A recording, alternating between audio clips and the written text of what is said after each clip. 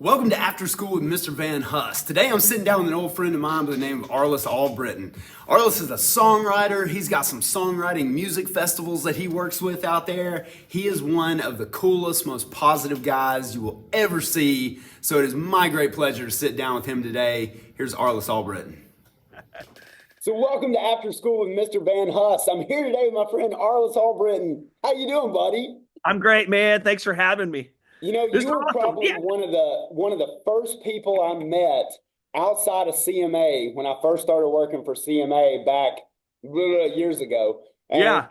and you know, you were always great and we're always friendly. I'm so glad that you said you would do this because you were somebody I really wanted to talk to.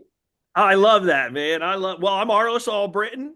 Nice to meet everybody. I'm a professional songwriter. I also own a couple songwriting festivals. And I'm an entrepreneur and I help artists with tours and stuff like that. Like I used to help Kenny G and Jamie Johnson and all these guys with their touring aspects. So, yeah, that's my world. Very, very cool. So, what influenced you to do what you do? What made you want to like work in the music business when you were younger? Man, I got to give the credit to my mom. She would always spin those vinyl records in the living room, and we transferred into the CD realm. This is all old. This is old stuff for you guys.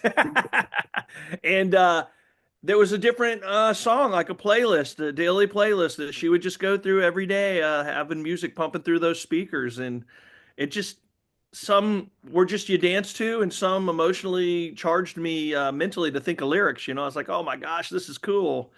And that's when I got into songwriting because I wanted to write lyrics. I wanted to write a song that could change people's lives or hearts.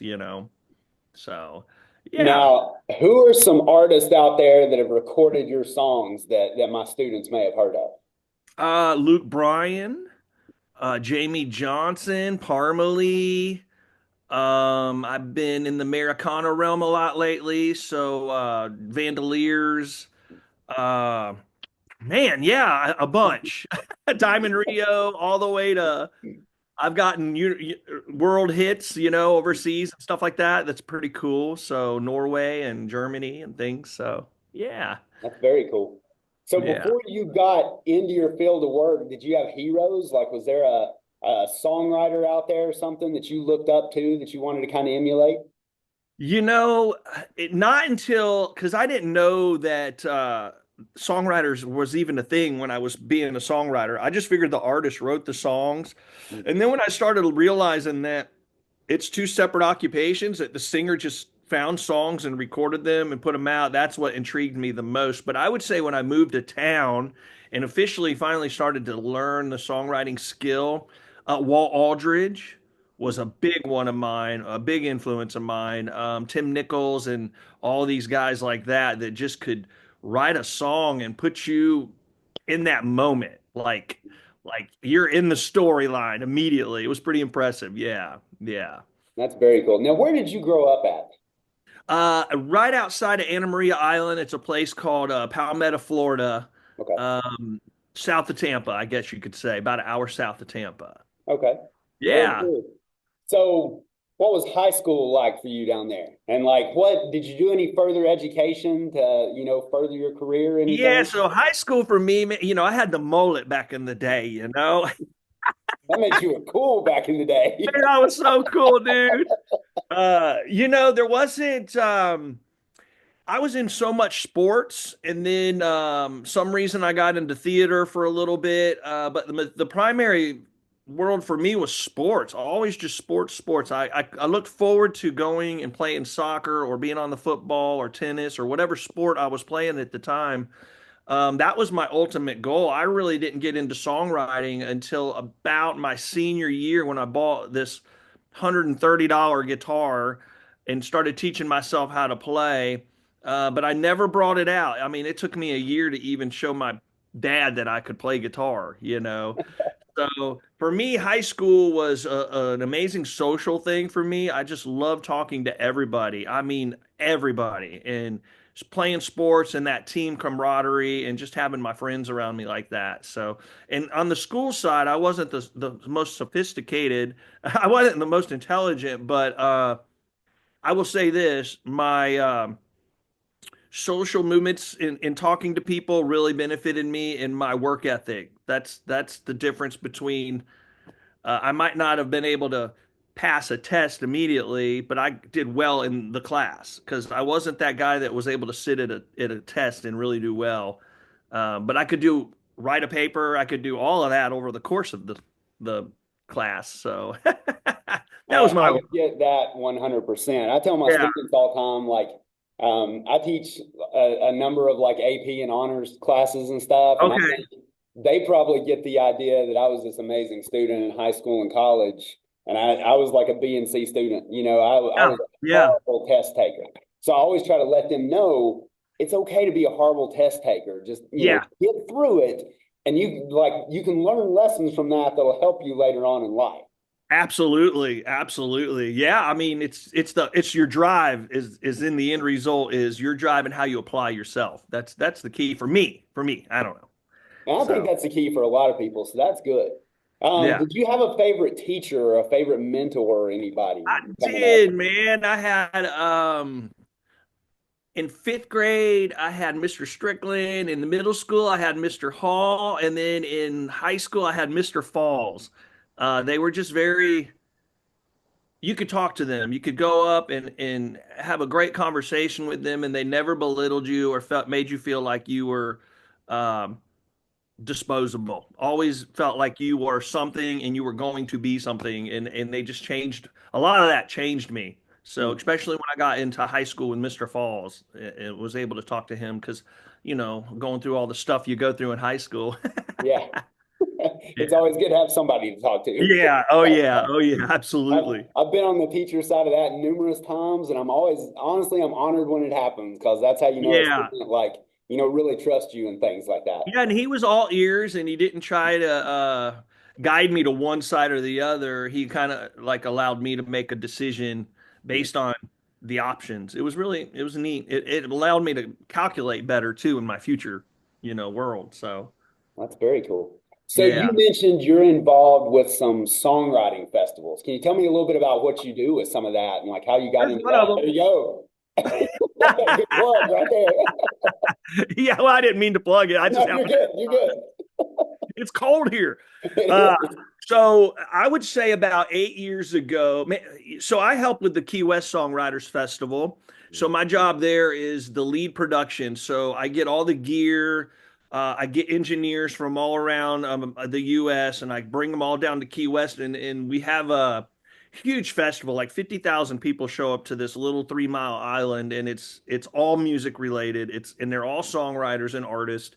So what I do is I organize each of the stages and what goes on those stages for the show. And that kind of intrigued me into starting my own because what I was noticing is a lot of these songwriters they didn't have a voice in town, and this was a lot when the royalties weren't being paid properly and all that stuff. And so giving them a voice was opening this festival in St. Augustine, Songwriters Festival, which was my first one, and then inviting these songwriters to come and play their songs, big number one hits. We're talking some of them have 10 to 15 number ones, and you could sit them up there for an hour and a half and know every song they play. And a lot of people don't know that, just like me when I was a kid, that guy wrote that song. They just assumed Kenny Chesney or, Luke Combs wrote it. They didn't know that somebody wrote it with them or for them. So I wanted that outlet for the songwriters as well. That's why I did it. So That's excellent. That's very, very yeah. cool. You've got the ear of some high school kids, possibly some college kids who are former my students. What is one life lesson that you think you would pass on to them? Oh man, you just I know that's a tough one too. no, actually for me, it's not.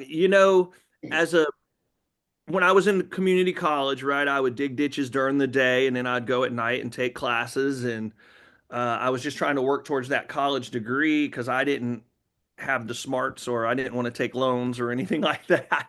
But what I realized is once I got out of high school and I had no more parents to rely on, the decisions fell on me. It was my responsibility. So it was either sit on the couch, play video games, or get off the couch and go apply myself to a better future for me. No one was going to do it for me. Yeah, sure, I had people that wanted to help me, and they would hand me things or help me along the way, but it was up to me to do it. You know, it's the drive. It's what drives inside you, and we all have different drives. You know, some folks might be cubicle workers, some might be teachers, and some might be entrepreneurs, and some might be the creative side. You just got to find your what drives you and apply yourself to it. That's my position. So hustle, man. You got to hustle. I think that is excellent advice, and that's definitely something I try to teach along the way. Is you got to have that hard work ethic, because you don't have to be the smartest, you don't have to be the most talented, but if you're the hardest worker in the room, people are going to notice that. Yeah, and you're going to get a lot more. You know, you surround yourself, or I did. I tried to surround myself with like-minded people. It's one reason why I left my hometown, because I was surrounded by I don't know if I can say this, but you know, people that were getting arrested or in trouble a lot and selling things they shouldn't have. And so I had to leave that town to better myself. And so I surrounded myself with people that were like-minded, people that wanted to advance, almost like I had six masterminds around me at all times as roommates when I after college and moved on. It was like, okay, these guys all want to succeed. We're all working together. And then now it's like they're all CEOs, and it's like, hey man, I got this thing, and I'm like, yo, I got you, and we just trade off. It's pretty nice. That's very, very cool. Yeah. Before I let you off here, I want to tell my Okay. favorite Arlis story of all time. Okay. Oh gosh. So Okay. we're going to go back here. So I don't remember exactly how we met. I think you were probably working, you're probably doing something for the CMA award show or something like that. Okay. May have even been when I was an intern or something like that before I went full time there. I forget, somewhere right there, but we kind of got to be friends and stuff. And I knew your work and I wanted to support you. And back in my younger day, and we're talking like 20, 25 years ago here, like somewhere in Okay. between there. I used to go out after like 8 or 9 o'clock, when I didn't have kids and I wasn't married, and I didn't have to focus on Dude, I'm Netflixing it now, man. oh man, I know. When I didn't have to focus on putting on 3 shows a day, like in front of a class or something, it was like I could go out and do some stuff and all. And I remember there was one night, I knew you were playing the Bluebird as part of a writer's night. Yeah, yeah. And my cousin and I came out to it. And like, I was ambitious back then and was trying to make as many connections as possible, so I'm trying to network and trying to hustle, and I think I about double booked us. And there was like 2 or 3 shows we were trying to make that night to like see people I knew. And the Bluebird show was the first one. So we came and we watched and stuff, and was really into it, and I wanted to be there to support you. And the show ran a little long because there were other people playing too. Uh-huh. And I remember I was sitting there and I was like, man, I told, some other people I was going to meet them at this time and stuff. And I'm like, we're really going to be pushing it close. And we got through, like, I think it got through like your last song.